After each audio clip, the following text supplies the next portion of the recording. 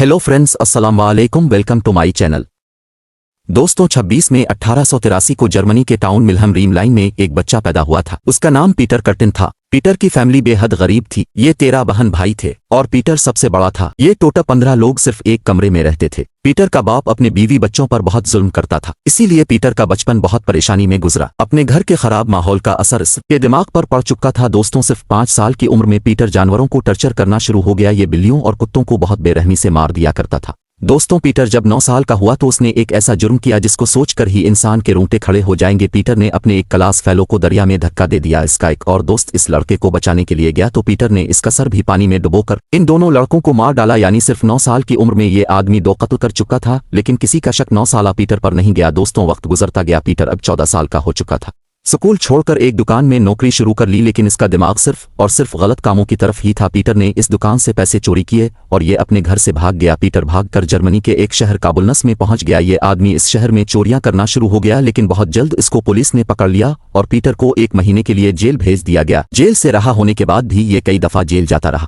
1904 में पीटर को German army में भेज दिया गया, लेकिन यहाँ भी ये अपनी हरकतों से बाज नहीं आया। दोस्तों ये जर्मन आर्मी के कैंपस में आग लगा दिया करता था। जब इसको पकड़ लिया गया तो उसने कहा कि इसको आग लगाने से सुकून मिलता है। बहरहाल पीटर को 8 साल के लिए एक बार फिर से जेल भेज दिया गया, लेकिन इसकी जुर्म की असल दास्तान अब शुरू होनी थी। 1913 में पीटर जर्मनी के शहर डसोल्डॉर्फ में रहता था। ये इस वक्त 30 साल का था। एक रात ये एक घर में चोरी करने दाखिल हुआ और वहां इसने एक 9 साला बच्ची क्रिस्टीन क्लाइन को कत्ल कर दिया। दोस्तों ये जालिम इंसान लोगों को कत्ल करने के बाद उनका खून पीता था।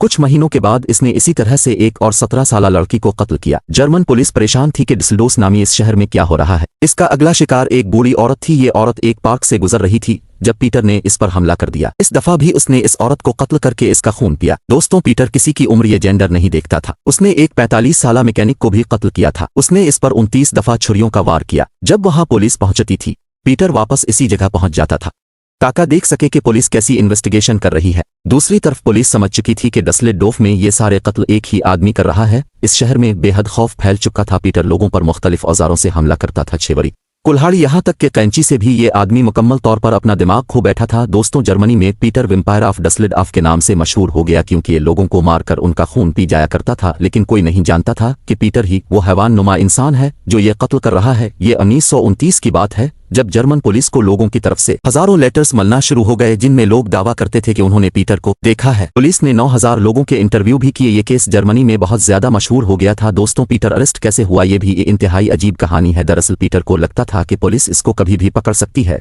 इसने शादी की हुई थी और उसकी बीवी का नाम फ्रॉड था। अजीब बात यह थी कि ये जालिम शख्स अपनी बीवी से बेइंतहा मोहब्बत करता था। उसने अपनी बीवी को बताया कि यही दरअसल वो आदमी है जो डसलेडोर्फ में कत्ल कर रहा है। उसने अपनी बीवी से कहा कि तुम मुझे पुलिस के हवाले कर दो और बदले में तुम्हें पुलिस से बहुत ज्यादा पैसे मिल जाएंगे। इसकी बीवी पहले तो नहीं मानी, लेकिन बाद में ऐसा ही हुआ। पीटर ने खुद को पुलिस के सामने सरेंडर कर दिया। 1931 में जर्मनी के इस सफाक तरीन सीरियल किलर को अदालत ने सजाए मौत सुना दी। पीटर इस वक्त सिर्फ 48 साल का था। उसके मरने के बाद इसका सर उसके तन से जुदा कर लिया गया और आज भी इसका सर मौजूद है। इसके सर से इसके दिमाग को भी निकाल लिया गया था ताकि इस जालिम इंसान के दिमाग पर स्टडी की जा सके।